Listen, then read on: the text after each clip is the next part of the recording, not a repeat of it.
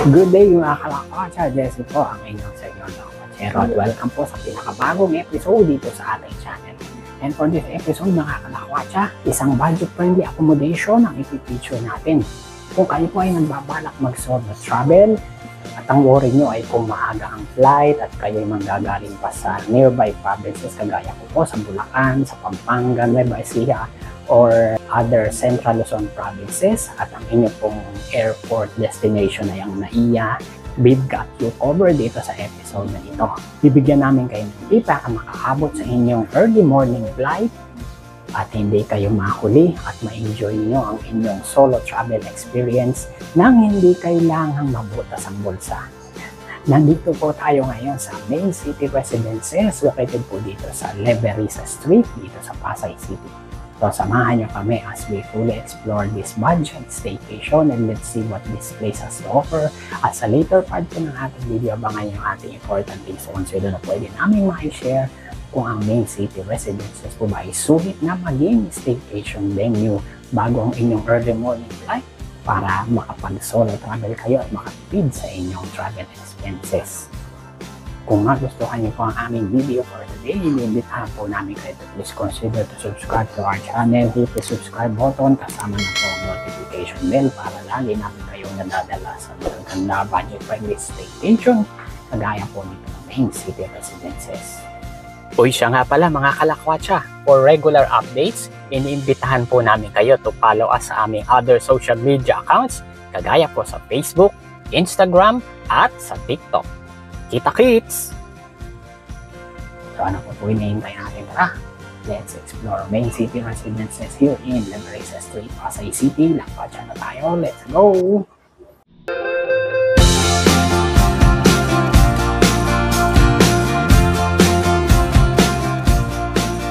Good day mga kalakwacha, Jesse po ang inyong senyor na kwatsero.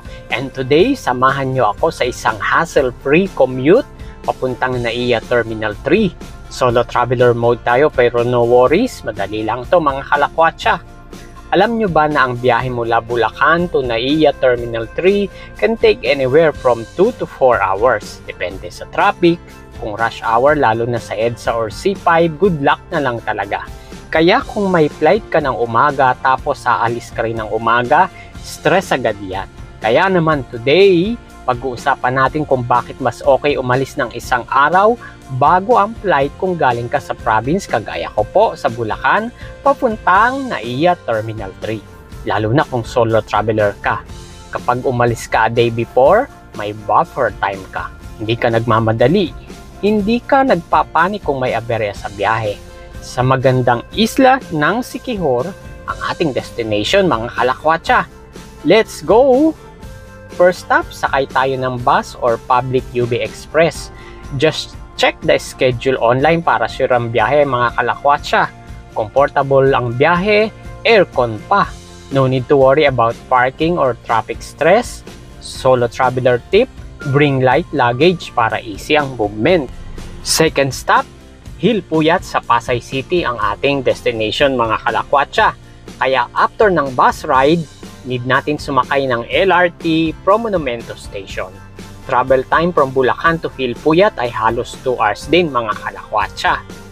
Pagbaba natin sa Hilpuyat Station, magche-check-in tayo sa nearby hotel or hostel para relax na tayo before our flight. At ang ating pong napili ay itong Main City Residences located po dito sa Leverisa Street, Pasay City. From Hilpuyat Station mga kalakwacha, ay 9 minutes walking distance lang po kaya madali lang siyang puntahan. Pro tip, gamitin ang apps like Waze or Google Maps para i-track ang route kaya less chance of getting lost. Binaybay lang natin itong Hilpuyat Avenue, ito po yung direction going to Roxas Boulevard. Pag nasa tapat na po kayo ng Grand View Tower at may overpass, turn right na po tayo. Leverisa Street na po ito. Busy area naman po ang Leverisa Street going sa ating hotel, kaya safe po maglakad dito kahit gabi na. Direksyong lakad lang po hanggang makita nyo ang sign na ito ng Barangay 35. Sa iskinita po na yan sa kanan ang papasok at papunta sa ating hotel destination. And we're here at last mga kalakwatsa. Welcome to Main City Residences. Dito po tayo magstay overnight bago ang ating flight bukas ng umaga. Ito po ang kanilang entrance at pagpasok nyo po ay makikita nyo kaagad ang kanilang reception, counter at lobby area. Aba, maayos at malinis ang kanilang lobby at waiting area. Considering na budget hotel ito mga kalakwatsa. May aircon at maliwanag na mga ilaw, magandang mga halaman, may malaking mirror for selfie at puno ng mga magazines dahil ito na din ang kanilang relaxing at tambayan area. O diba, impressive? Ang Main City Residences mga kalakwatsa ay nabook natin via Agoda. Bukod kasi sa very accessible ang location nito dahil malapit lang sa mga bus terminals at transportation hub, higit sa lahat ay 20 minutes lang ang biyahe mula dito papuntang NAIA Terminal 3 kung saan ang flight natin bukas ng umaga. Pagpasok nyo sa Agoda app mga kalakwatsa ay makikita nyo na ang mga available rooms nila for booking. At dahil solo traveler tayo on a budget, ito pong fun room ang inabil natin. Malamig naman po kasi ang weather nang magpunta tayo. O diba, 748 pesos lang ay nakapag-staycation na tayo. Don't worry mga kalakwatsa dahil may choice din naman kayo kung gusto nyo ng aircon room. Itong standard single room ang i-book ninyo. What's more important mga kalakwatsa ay accessible ito ng mga taxi at mga ride-hailing app tulad ng Grab at Joyride. After verification ng ating booking mga kalakwatsa, available na agad ang room natin. Tara, room tour na tayo. Maayos, malinis, at simple ang room na nakuha natin. Located sa ground floor. Ito ang ating single bed. Ang towel ay provided na din. May side table tayo na lagayan ng ating mga gamit. May TV pa with cable programming at syempre ang ating electric fan. Sa kabilang side ng room ay may sink provided at sa tabi po niyan ang ating private toilet and bathroom. May shower tayong magagamit, simple, malinis at para sa isang budget hotel ay satisfied ako sa room na na-avail natin mga kalakwatsa. Syempre, nagmarites tayo ng konti. Ito po ang kanilang hallways at ang stairs ng hotel going to second at third floor mga kalakwatsa. Mga 5:30 PM na din after nating maiyayos ang ating mga gamit at dahil gutom na tayo, tara at explore natin ang area para kumain. Wala po kasing in-house resto ang Main City Residences mga kalakwatsa pero don't worry, marami kayong madadaanan na tindahan, bakery, restaurant, mga karinderya at kahit fruit stand ay present din kaya marami kayong mabibilan ng pagkain at hindi kayo magugutom. Balik uli tayo ng Hill Puyat at dito sa McDo tayo kumain ng early dinner. After ng early dinner mga kalakwatsa, we decided na maglakad-lakad pa at i-explore ang area. Makikita nyo along Hill Puyat yung mga bus stations going to Laguna at Batangas. Malapit na po uli ito sa Hill Puyat LRT Station. May malapit pong simbahan dito sa Main City Residences. Located po along Top Avenue ang San Isidro Labrador Parish. At dahil maaga pa naman, nag-decide po ako na mag-attend muna ng evening mass. Ang sarap ng feeling habang nasa loob ng church dahil nakapagpasalamat tayo sa ligtas na travel going dito sa Manila. At syempre, hihiling tayo ng prayer for a safe and travel bukas ng umaga going to Siquijor. After po ng mass, balik na kaagad tayo sa Main City Residences. Mag-freshen up na po tayo at mag-ready na sa pagtulog dahil maaga po tayong gigising bukas para sa ating early morning flight. Target po natin ay at least 3:30 AM nasa NAIA Terminal 3 na tayo in time for 5:30 AM departure.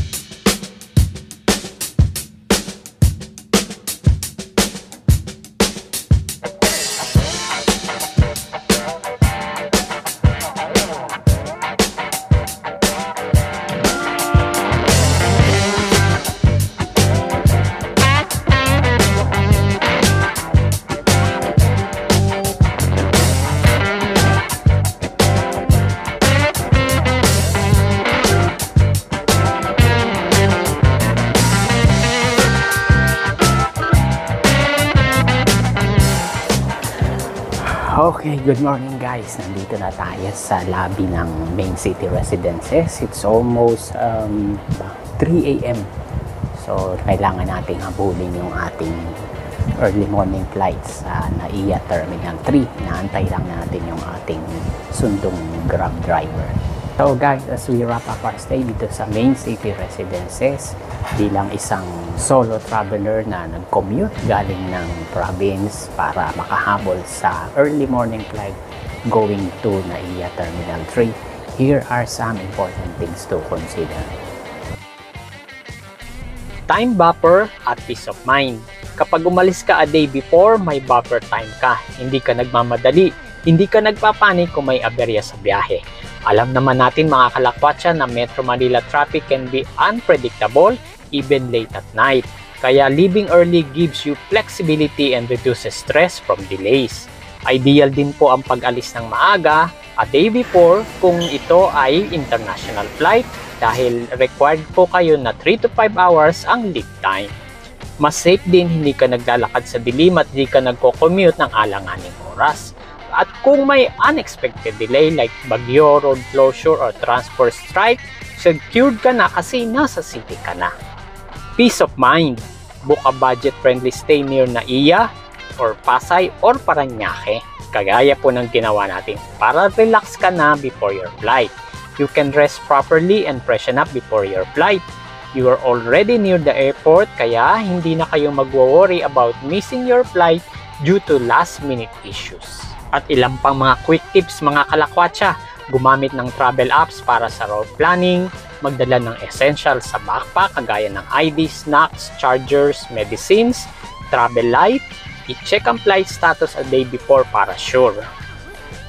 Uy mga kalakwatsa, kung nagustuhan nyo po ang aming video na ito, please like and share this video sa inyong pong friends and loved ones. Any reaction po and questions with regards to this video, pakilagay nyo po dyan sa comment section. At hinihingi po namin ang inyong suporta. Please subscribe to our channel. Isama nyo na din po ang notification bell para lagi namin kayong kasama sa paglalakwatsa, pamamasyal at pagtuklas ng magagandang destination dito sa ating channel.